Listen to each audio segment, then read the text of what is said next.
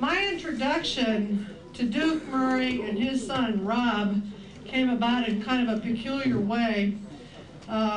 We got an email here a few months back at the museum from a gentleman in Chicago telling us that he had heard a story on NPR in Chicago about the Allen County Museum. And I'm like, whoa, we hit the big time. They're telling people in Chicago about our wonderful museum here in Lima.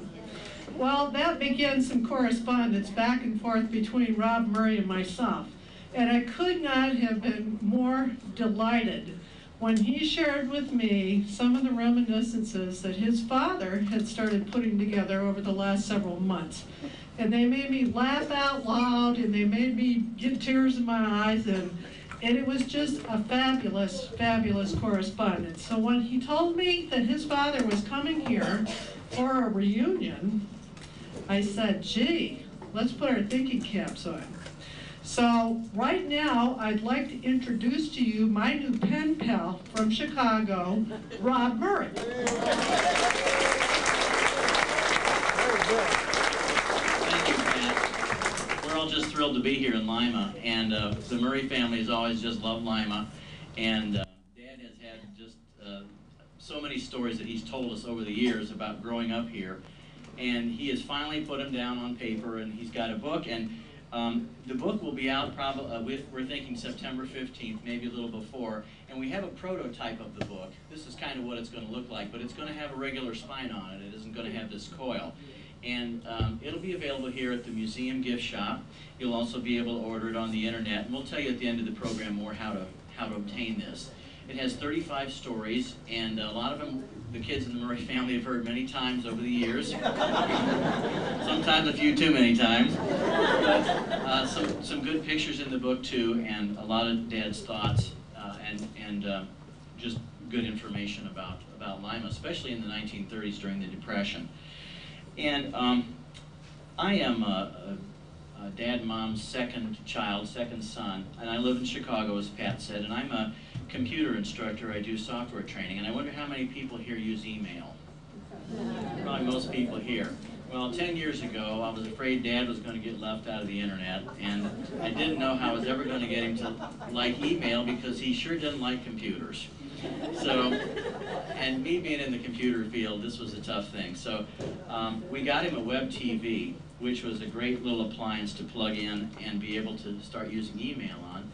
And when later on he started getting interested in memoirs and writing some of his stories down, he would just write himself a long email, and that would be one of his stories. So that was kind of a good start. I was able to take those and work them up into the book form, and I think you'll see it's a pretty nice form. We actually have 5 or 6 of these we're going to kind of pass around towards the end of the program so you can see them, but we know if we pass them around now, you'll just be looking at them. So we got to kind of put a kibosh on that.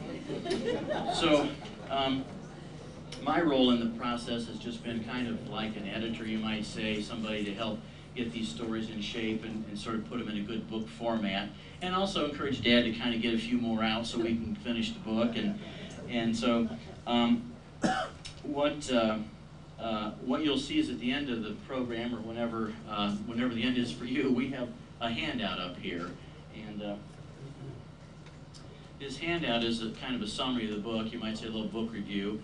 And then inside of it, it shows you all the chapters, and they give you a good idea of what the book is all about. There's, as I say, 35 stories. Then we have excerpts from 6 of what I thought were the best ones. And of course, they just lead up to a suspenseful moment, and they just leave you hanging, so don't be surprised. And then the last page shows you how to get a hold of the book when it does come out, and we think it's not going to be too long from now. So I asked you about email. I'd also like to ask you how many people here have never actually met Dr. Murray in person. Could I see those hands? Okay. Well, you've got an experience ahead of you. Dad has been described in many ways. I'm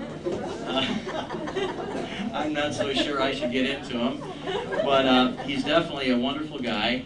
He's always full of stories. He's a very witty man, and you never quite know what he's going to come up with next.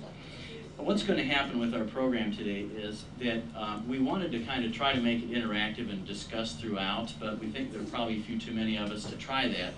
So there are 5 stories, and they're going to be read by all the people who had something to do with putting the book together. The first story will be read by Dad. He is going to tell you about some things he learned from a boyhood chum when he went to horseman school. Dad's very fond of horseman, talks a lot in the book about it, so anybody who went to horseman, this is your book, because he just loves horseman. And the second story will be read by Mom. Mom's a wonderful reader and always has been. She's read to us when we were very small and just always kept it up. And she's going to read about Dad's comical neighbor, Perry. He's an unusual neighbor, and we just saw his house yesterday for the first time. Dad took us over to his stomping ground over on Hazel Avenue, and we actually, I'm turning 50 years old, and I'd never seen this area before, so it was quite a lot of fun to see it. And then one of our real allies in our project has been Jean Engstrom, who writes the column in the Lima News, the garden clippings, and she's been so helpful to let people know about the book and to share things. And we're hoping maybe someday we'll even have the Lima News be interested in running a chapter or 2 from the book, just as a a little serial or something like that. But she's going to read her favorite story, A Saturday Night in Lima, 1930 style. Our Dad wants me to say, live from Lima, it's Saturday night.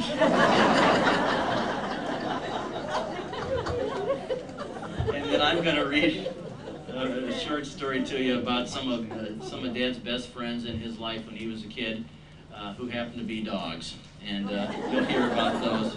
Then Dad will talk about his Uncle Charlie, one of his favorite people ever, and how wonderful he loved being on the farm, what wonderful times he had on the farm with Uncle Charlie and Aunt Lou and his cousin Roberta, who's here. And so, without too much further ado, what I want to do is introduce you to Dad, and he's going to read to you. He's going to read you a story called What I Learned from a Boyhood Chum, and then he has some very special introductions. So without further ado, here's my father, Dr. Emmett Murray.